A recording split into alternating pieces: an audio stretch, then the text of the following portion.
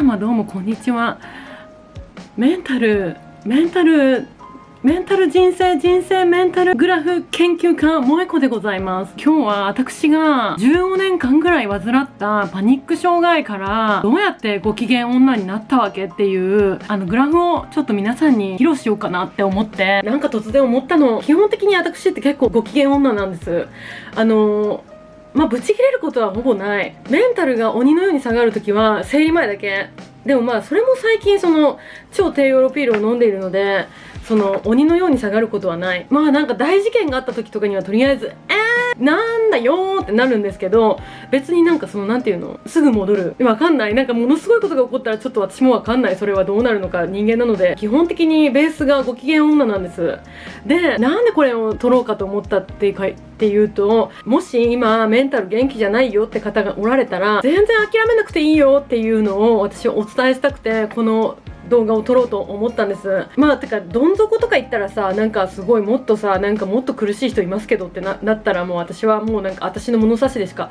その人生を見れないので申し訳ないんですけども、私的にはどん底な時期がありまして、でそっから結構ね変わったんです。だから私って結構人間って変われるって思ってて、全然なんかよく言うじゃん、なんか人間ってそんな簡単に変わらないからとかって言うけど、確かになんかベースはあるかもしんない。その人のなんか本質みたいのはあるかもしんないんだけど、なんか捉え方とかは変われるから、なんて言うんだろう、そうメンタルは結構簡単に私は変わると思っているので、ごめんなさい、なんかそんななんていうの、軽々しく思ってるわけじゃないんだけども、ちゃんとタイトルも作ってきました。そう、私ね、このほら可愛いスケッチブックで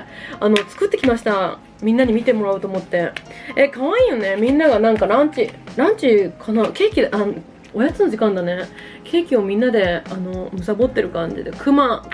と豚ちゃんと猫ちゃんとペンギンちゃん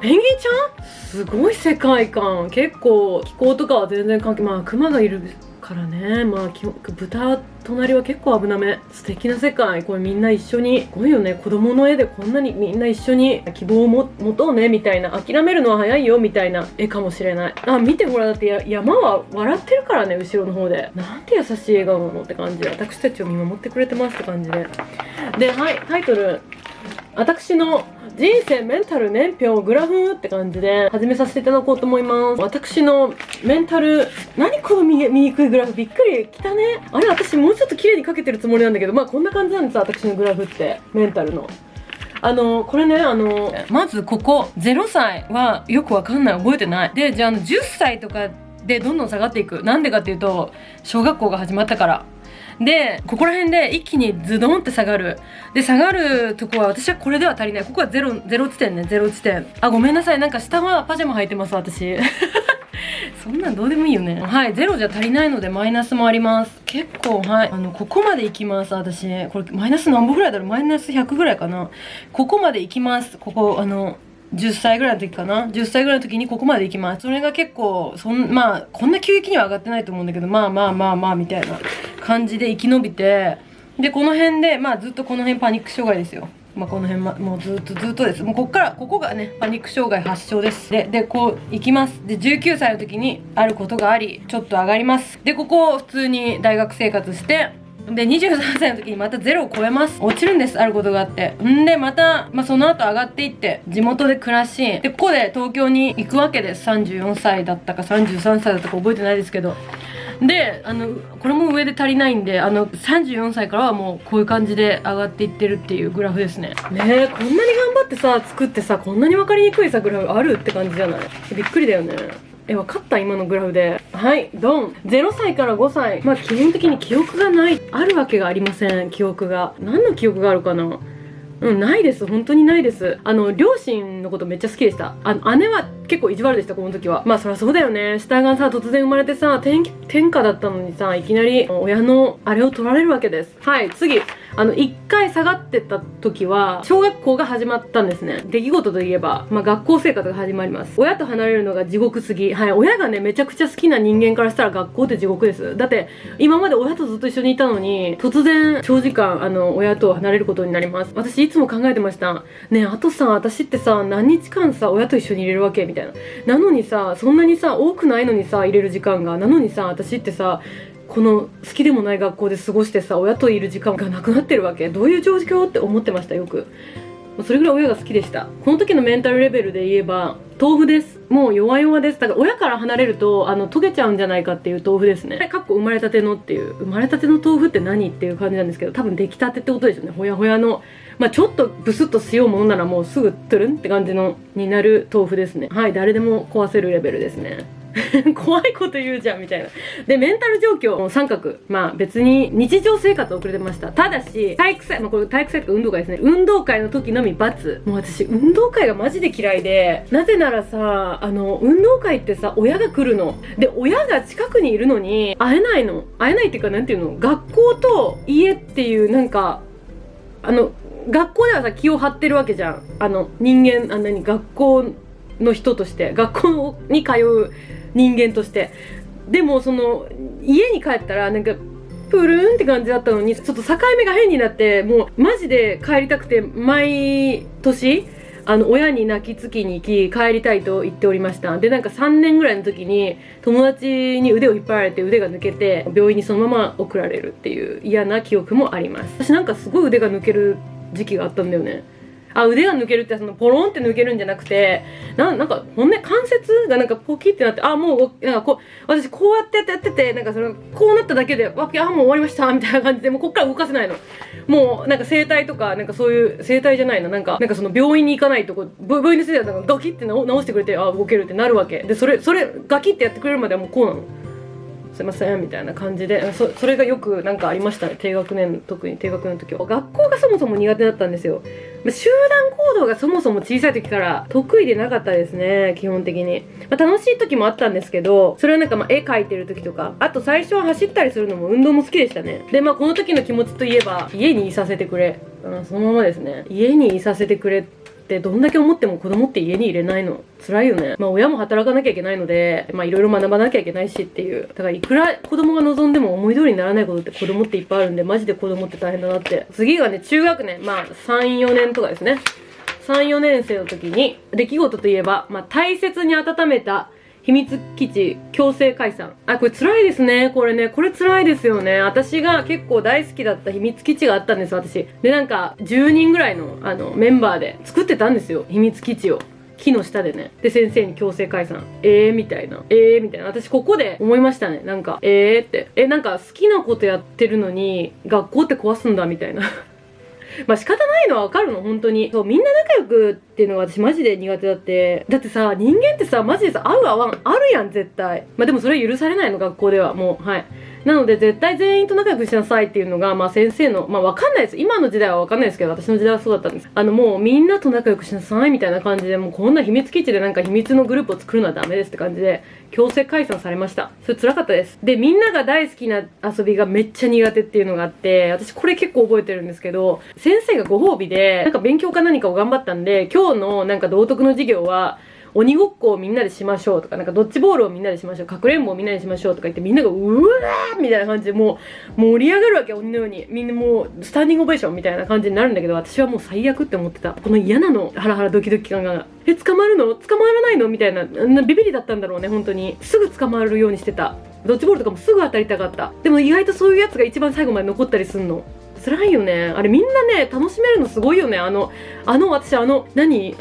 キドキ感がもう本当に辛くて、みんなで絵描かないみたいな気持ちだった、私的には。でもなんか、みんななんか結構好きだったみたい。本当に。で、ここら辺の、メンタルレベルといえば絹豆腐ですね。ちょっと、出来たてのですね、でも。ちょっと強くなったかなって感じですね、多分。友達とかも多分できてきて、好きな友達とかもできてきて、遊べるようになってきて、絹豆腐ですね。でも絹豆腐なんてね、スプーンで刺せばそのまま一瞬で崩れるので。で、メンタル状況は三角です。はい。相変わらず、はい。運動会の時のみ×。はい。もう毎年運動会はね、本当に苦手でございました。運動がね、苦手だったわけじゃないんですよ。まだここの辺りでは。で、それでここで、はい。私の人生の結構ビッグイベントが起こります。はい、矢印まで作りました、ちゃんと。マラソン大会でパニック障害始まりましてっていう感じで、ここからですね、ここから発症します。多分3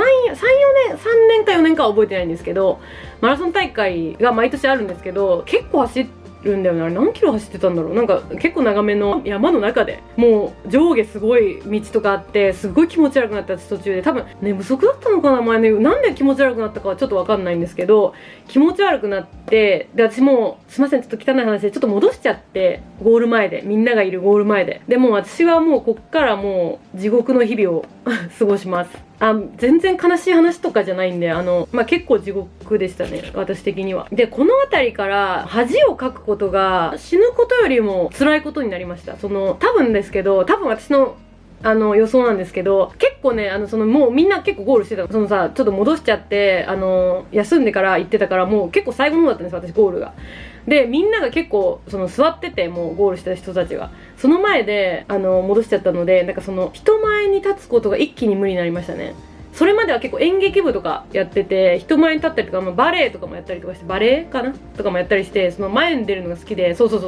辺で多分、この辺のちょっと前とかに、宝塚歌劇団さんを見に行かせてもらって、めちゃくちゃかっこいいって思って、私ステージに立ちたいってこの時思ったんですよ。この前ですね。この前あたりで思ってたんですが、これで、人前に立つのがね、もうそもそもダメになりましたね。あと集団の中にいるのがすごく、だから集会とかあるじゃないですか。体育館に集まって壮行会とか、あれもすごいちょっと怖くなってちょっと危なくなりましたね。この辺から精神科クリニックに通い出しますね。カウンセリングとかも受けたりとかして、お薬ももちろん出て常に毎日飲むようになり、でこの頃のメンタルレベルは床に落ちたぐちゃぐちゃの絹豆腐になりました。もう取り戻せない感じですね。鍋にも入れてもすくえないぐらいのぐちゃぐちゃ度の絹豆腐になりました。でメンタル状況ヘルですね。ヘルヘルでしたマジで。で私のこの時の気持ちとしてはもうこうですね。終わったわ、終わったなって終わったなーって思いましたね。なんでさ終わったわって思ったかっていうと、この時代ってパニック障害とかってなんか治らないって言われてたんですよ。一回なったら超恐ろしいこと言うよね。だから治らない病気って言われてて、精神的なその病気に関してもちょっと今よりもね全然捉え方とか研究が進んでなかったので、そういう風に言われてました。なので私一生これみたいな、一生これやばくないってなって終わったわって思いましたね。でその時覚えてるのが、カウンセラーさんに将来ね何やりたいって言われたんですよね。で私もうこの時パニック障害をやってたので、家に結構閉じこもってて、学校行くんですけどもう運動とかはしなくなって、走ったりするのも得意だったけどもう怖くなって走らなくなって、もう完全に絵と漫画アニメとかにハマっていって、それなのでなんか将来何やりたいって言われた時に、私自分で漫画作って、それでその後アニメ作って、でオープニングとエンディングも自分で歌いたいみたいな、声優も自分でやりたいみたいなどんだけ自分でやるんだよって感じなんだけど、今から考えたら全部私みたいなのを作りたいって言ってたのをめっちゃ覚えてますね。作りすぎだろって思うんですけど、それはめっちゃ覚えてますマジで。高学年はこんな感じでしたね。5、6年生の時は集会イベント卒業式乗り物密室ダメだーって感じで、このイベントがある時は前にお薬を飲んで、それでもやっぱダメな時が結構あって、卒業式とかもね途中で退出しましたね。倒れるまではいかなかったんですけど、無理だなってなって退出しました。この時ね私結構ミシンとかが好きで、手作りでカバンをね作ってたんですよね。それをちょっと大好きな先生がいて、その先生が学校を離れるということで、卒業式の後にね絶対渡したかったんですけど、なんか渡せなかったですね結局。途中で退出しちゃったんで。で集会とかも途中でトイレ行きたくなったらどうしようとかって、なんか昔、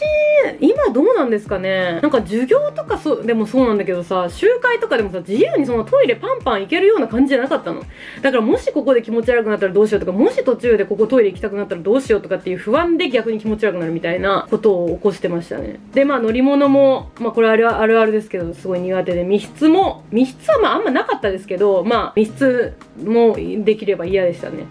ダメだーって感じで、基本的に逃れられない、本当は逃れられるんですけど、逃れにくい環境がめちゃくちゃきつかったですね。でもここら辺とかはもう薬でごまかしで生きていった感じですね。卒業しまして、でこうですもう、はい、わー地獄の中学時代始まりますみたいな感じで、はい、もうより地獄があるんですね。まだ地獄には地獄があるっていうね。この時代は本当に辛かったですね。本当になんて言うんだろう、なんか自分で生き抜かなきゃみたいな、誰も守ってくれないから自分の身は自分で守らなきゃって感じですね。なんでそんなことになるかっていうと、なぜかというとクソ学校だったんですね。はい、クソ学校だっていうことで、ごめんなさいね、その時の学校の人たち皆様、クソ学校でクソ学年だったんですね。私たちってその田舎なんで、その学校選べないんですよ、中学校も。別に私立はあったけど、普通はみんななんかそのエスカレーター式で行くんですよ。なんかその地域でここに住んでる人はここの学校行くみたいな、それで行ったんですけど、そこの学校がクソ学校だって、どのようにクソかというと、もうあれですね、なんか昔ね、なんかいじめのね、めっちゃ有名な漫画あるじゃん。なんかお前の席ねえからみたいな、北野キーちゃんかながなんか映画やってる、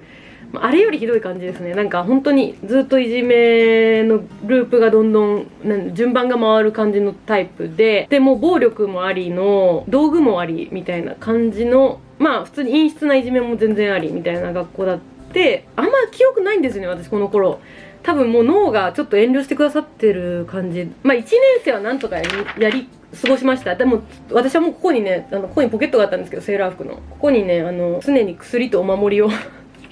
持って生きてましたね。辛かったですね。なんか女子とか男子とか関係なしに暴力振るわれる感じだって。で次いつ自分の番が回ってくるんだろうみたいな、本当に分かんないの、その人の気分みたいな感じで、なんかすごい怖い人の回ってくるから、そういつでもビクビクして過ごしてましたね、本当にこの時は。で、私はこのクソ学校を中学2年生でいじめに遭うわけで、中学2年生の時に不登校になります。でもね、意外とねすごいの、みんなね学校行くの。今ってさ、結構さ、不登校の方とかでオンラインでね学ばれたりとかね、そういう学校とかもあったりするじゃない。でもこの頃って不登校って多分学年で、多分学年マジ7クラスとかあったんですけど、私ともう一人ぐらいしか不登校の子っていなかったの、学年で。でね、私ね、これね、なんかねすごいね脳裏にずっと残ってるのが、自分の守るので精一杯で全く人のことなんか助けれなかったの。目の前でいじめられてても手を出したらやめなとかって言ったら、自分がいじめられるの分かってるから卑怯だよねって思うんだけど、本当に。いやでも卑怯だよねって言っても、多分頃の私には本当にできなかったんだけど、だから私頃の自分をさ、そんな責めたりはしないんだけど、見てるだけのやつも加害者だからって言われたらめっちゃ辛いよね。マジでどうしたらよかったんだろう本当にって思う、今でも。私ね、大学生ぐらいまでずっと夢見てた。この時代のずっといじめとか暴力とかの、そういう、もうね、先生もね不登校になっちゃうぐらいで、先生もねやっぱ守れないんだよね。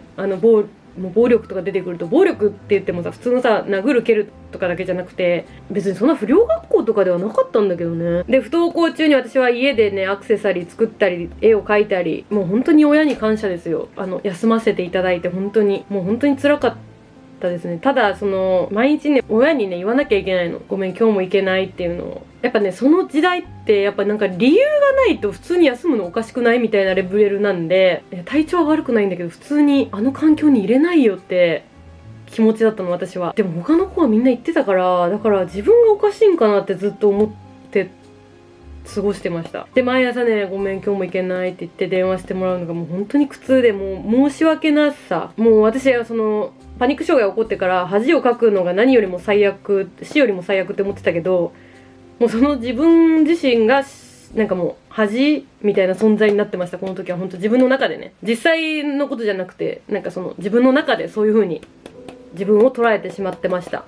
自分イコール恥みたいな感じでしたね、この時は。存在するのが辛いみたいな感じでしたね。で、結構大好きなおばあちゃんとかにも、なんで学校行かんねんみたいな、おじいちゃんとかにもね、頑張って行ってみたらみたいな感じで言われるんですけど、それも結構辛かったですね。でもなんか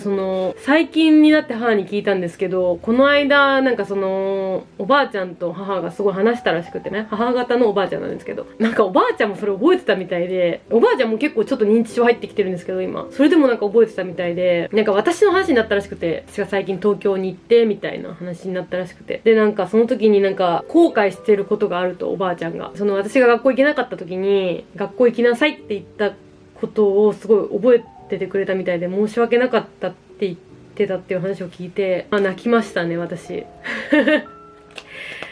なんかその時の私が救われた気がして。でこの時のメンタル状況といえばこんな感じですね。中2だったんでちょうどこんな感じです。なんかもう自分の中的にはなんか割れた鏡的な、一度割れたら鏡は戻らないみたいな感じで、ちょっと、いやでもマジでこんな気持ちですよ本当に。割れた鏡です、もう。ちょっとごめんなさい、なんか格好つけていっちゃって。メンタル状況って言ったらビクビクした餌です。意味わかんなすぎるなんですけど、だからもう餌ですよ。怖い人たちからしたら。そんな感じの状況でした。もうこの辺とかはね、もうずっとね、家で絵を描いたり、漫画を見たり、アニメを見たりしたりとかして、もうそもそも勉強も得意じゃなかったんで、でもすごいね、先生ですっごい熱心に、見てくださる先生がいらっしゃって、担任の先生だったんですけど、お家まで、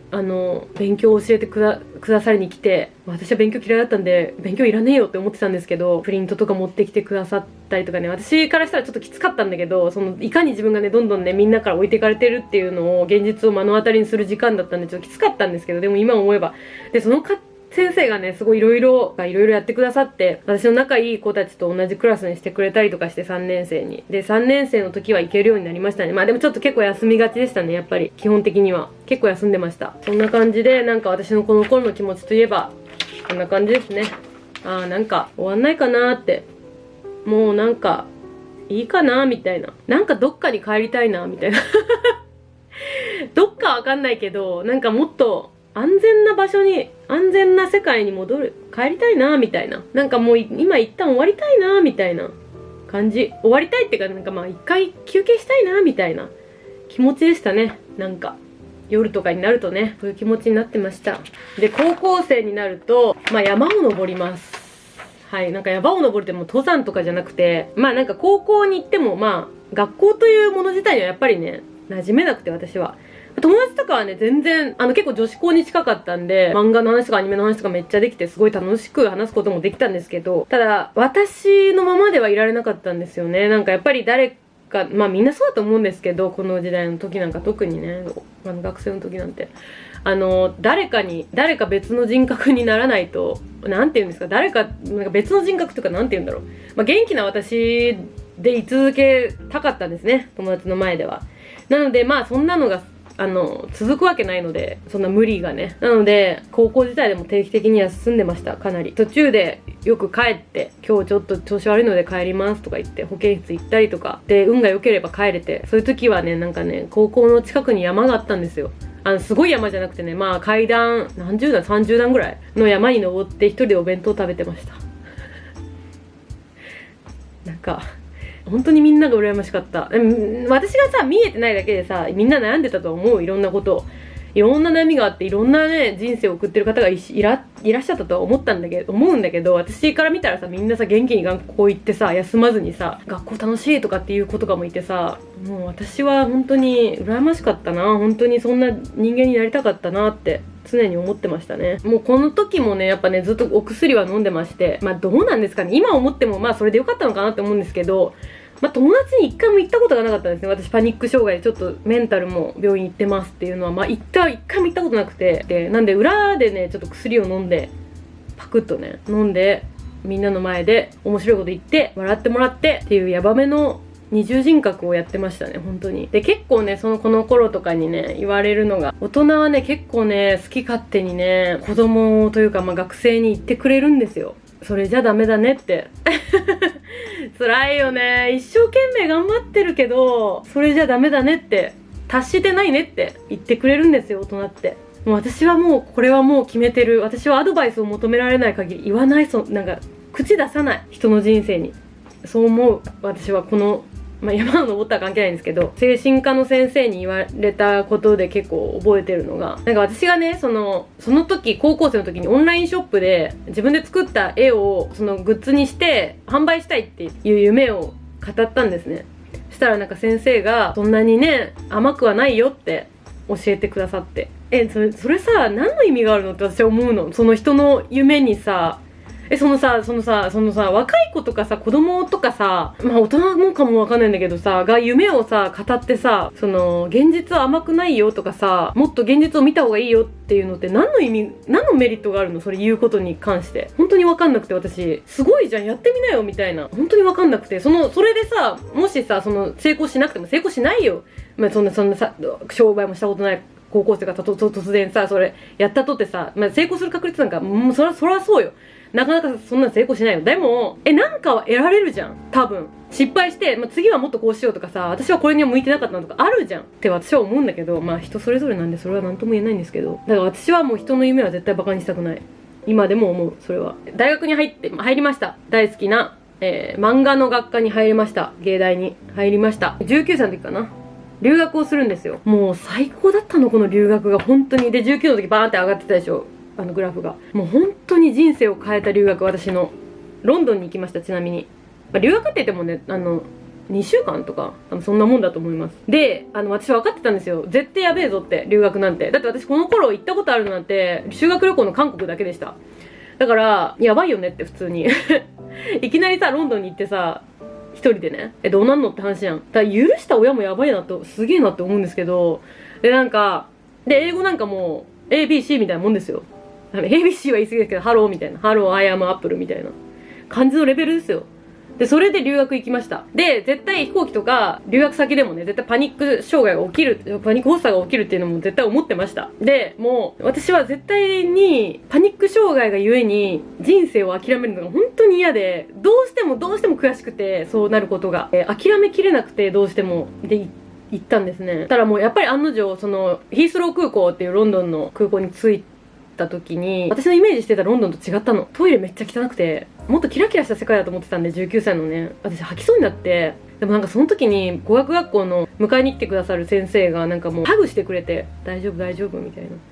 もうめちゃくちゃあれで一気に発作起きそうだったけど、それで収まって、もちろん薬も飲みました。でも留学先に行ったら起こるかと思ってたパニック発作は一切起こらなくて、もうメンタルレベル、水を得た魚、またはスターゲージパイ、私これすごい好きなの。食べたこともないし食べたくはないんだけど、イギリスのね、すごい奇妙奇て烈なパイなんですけど、もう魚がぶっ刺さってるやつね。あれぐらいのもうフェスティバルみたいな魚があんなに刺さってさ、でもうメンタル状況最高20丸って感じで、なんでそんなに最高になったかっていうと、もちろんずっと行きたかった海外に行けたっていうのもあるんですけど、やっぱね、日本と空気が違って、私ってめっちゃ日本も大好き。でも海外も大好きなの。それで私のことを気にしてない感、いや別に日本でめっちゃ気にされてたわけじゃないんだけど、でもどうなんだろう、田舎だったからやっぱね、ちょっとでも目立つとね、もうやっぱ目立っちゃうの。でもそれがなくて、本当に解放された気分だったんですね。本当に。もちろんね、どの国にもね、いいとこも悪いとこもあって、別にそのロンドンが全部最高ってことでもないんですけど、別にでもその時の私を救ってくれました、ロンドンは。この時もね、やっぱりね、まだ全然正しい人間になりたいっていうのをね、正解の人間になりたいって思ってましたね。それでね、大学は結構かなり楽しんでましたね。ただやっぱり電車がね、結構ダメな時もあって、初デート、初めての初デート、なんていうんですか、男の子との初めてのデートで吐きかけるっていうね、もう苦い思い出もしまして、もう無理なんだな恋愛はって私この時思いましたね。卒業間際の23歳、あれって、頑張って漫画家を目指そうって、このままいっぱい送るんだ作品をって。でも私ってね、書き上げたことなかったの、一回も。ちゃんと4年間途中でいつもギブアップしてて、結構絶望だったんです。この時一回ね、バーンって大学の時にグラフ下がってるんですけど、これがこの時で、私本当は何になりたい、何したいんだっけって本当に思っちゃって、この時もね、結構ね、DTM の音楽を作るねレッスンみたいなの受けてたんですけど、であれ私さ、ちっちゃい時にさ、宝塚をさ見た時にさ、マジでステージに立ちたいって思ってて、でずっと本当は思ってたんですよね、多分。人前というかステージに立ちたいっていうのが。ただ、小4の時に無理だなって気づいたんですよ。人前に立つのはもう無理だなって、パニック障害だから。だってね、そんなね、人前に立って毎回発作を起こしてた私の体を持たないし、多分生きていけないじゃないですか、もう。もうそれも続けられないし、それだったらってなった時に、ってなっちゃって、どうしようってなっちゃって、やりたい、私って本当はステージに立ちたかったのみたいな。